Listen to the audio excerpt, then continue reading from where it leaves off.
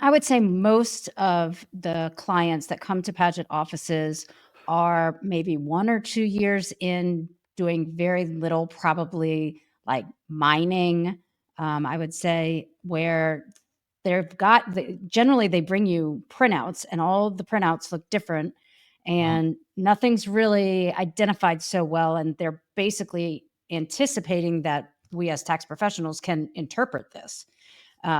We can interpret a 1099-B from Charles Schwab, right? But these crypto reports that we get are so unique that we struggle to even understand, to be able to know, what am I pulling from these reports to put on the tax return? And so now we're relying sort of on the communication with the client. Like, what does this mean? What did you do?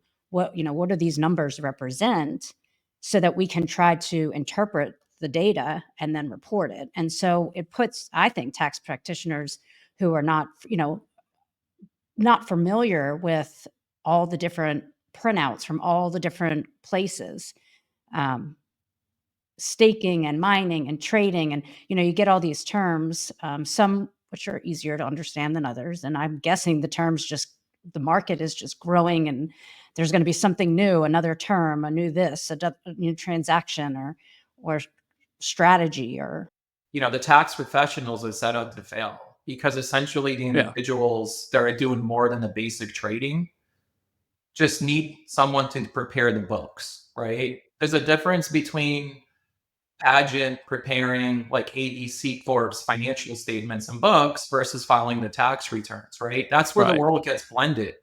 So these individuals that become like way harder to calculate and deal with, they're coming to you with printouts, right? Going back to what Annie said, right, that seem to be like a foreign language, and printouts are bad.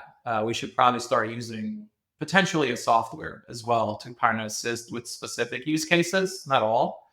But really, like, the unfair component is that these individuals, again, that we talked about, aren't keeping good records. No.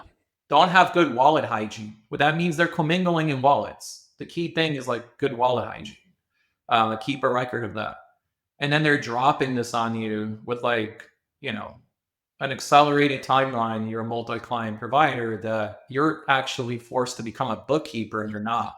You're just a tax person. So that's like where the firms like JFDI come in. It's like we are experts in preparing like the crypto analysis and reporting in the books. So I think like once it's not fair for the taxpayers, nor do they understand it. Again, it's not like the malicious thing that's happening in the world. They don't. They feel like they should, but they don't. So, yeah, and it's changing too fast to even keep up. Yeah, the regulations, obviously, again, we could talk about, that could be a good segue into the RevProc 2024-28. Yeah, this is where one last question, because I want to verify what you just said. Sure. It sounds like what you're saying for the average tax professional that's not anywhere near your level, if it's much more than that, here's your 100,000, I'm buying and trading in that 100,000, where we know, we just in our brain think of it like we bought $100,000 worth of stock and we're selling some shares, buying some new shares. We do that every day. We really have to question whether we want to go beyond that. Absolutely. There's lack of guidance, and we'll talk about what the IRS is coming out with. It's better to just send them to a firm that specializes, you or someone like that, because it's not just the tax return, it's all the back record keeping that leads up to getting the tax return done that we need to not think that we know how to do just because we know how to fill out a tax form.